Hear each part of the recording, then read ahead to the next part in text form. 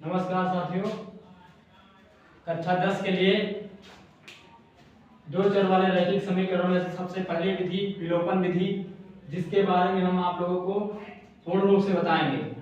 जैसा कि इस शब्द का मतलब ही आप लोग समझ लीजिए क्या होता है। विलोपन का मतलब क्या होता है? विलुप्त होना। और विलुप्त क्या करेंगे? क्योंकि इसमें कहा गया है क्या, दो चर वाले रैखिक समीकरण, यानी इसमें चरों की संख्या कितनी है? दो। एक हमारा x और दूसरा क्या है? y। तो x और y में से क्या करेंगे हम? किसी एक को क्या करेंगे? गायब कर देंगे। कैसे गायब करेंगे? जब तक दोनों समीकरण में x के मान बराबर ना हो या जब तक y के बराबर ना हो जाए। तो कब बराबर होंगे? या तो गुणा करोगे, क्या करोगे? समीकरणों में गुणा करोगे, गुणा करने के बाद में फिर जोड़ोगे या तो घटाओगे, तो क्या होगा? x या y में से कोई एक पद क्या हो जाएगा? गायब हो जाएगा। गायब कहने का मतलब जीरो हो जाएगा। जीरो कहने का मतलब हट जाएगा उस पद से।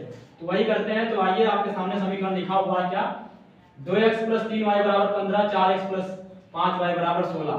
अब यहाँ पर तुलना कीजिए, समीकरण 1 की तुलना समीकरण 2 से कीजिए। तो क्या यहाँ पर पहले वाले में 2x है, दूसरे वाले में 4x है। तो हम क्या करेंगे? सबसे पहले तो इसको हम बराबर करेंगे। यहाँ पर 3y, यहाँ पर 5y।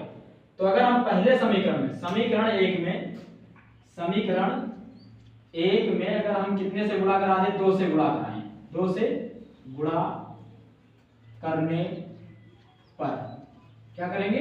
गुणा कराएंगे। तो यहाँ पर देखिए, 2 से जब गुणा होगा तो 2x + 3y = 2 × 15 गुना कितना होता है? 30 हो जाएगा, यानी 2 × 15।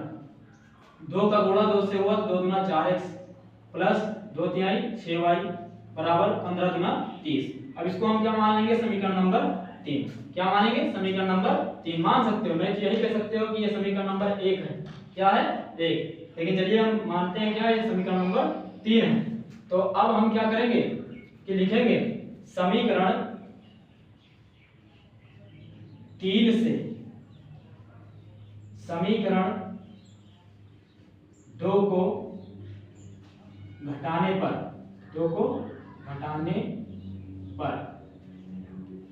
तो आइए घटाते हैं।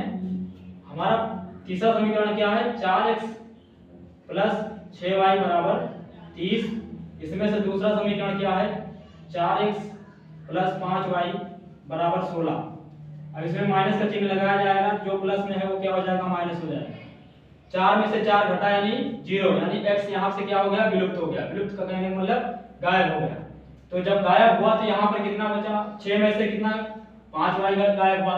तो यहाँ पर कितना आया? y बराबर कितना हो जाएगा? y बराबर हो जाएगा हमारा, यहाँ 6y में से 5y घटा तो कितना बचा? y बचा ना। और 30 में से 16 घट जाएगा, कितना बचेगा? 14। तो y का मान कितना निकल कर आया? 14 निकल कर आया। अब फिर से हम देखेंगे कि अभी तो y का मान निकला है, x का मान निकालना बाकी है। तो हम क्या करेंगे? y का मान समीकरण नंबर 1 में रखो, चाहे 2 में रखो, चाहे 3 में रखो। y का मान रखने पर x का मान क्या हो जाएगा? निकल आएगा।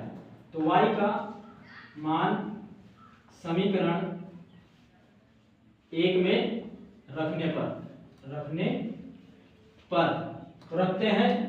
तो 2x + 3y के स्थान पे कितना? 14 रखा जाएगा। तो गुणे 14 बराबर हो जाएगा 15। 2x का गुणा 2x 14 तिया 42 बराबर कितना हो जाएगा? 15। 2x बराबर कितना हो जाएगा? 42 प्लस का बदल जाएगा माइनस का। तो 15 माइनस कितना हो जाएगा? 42।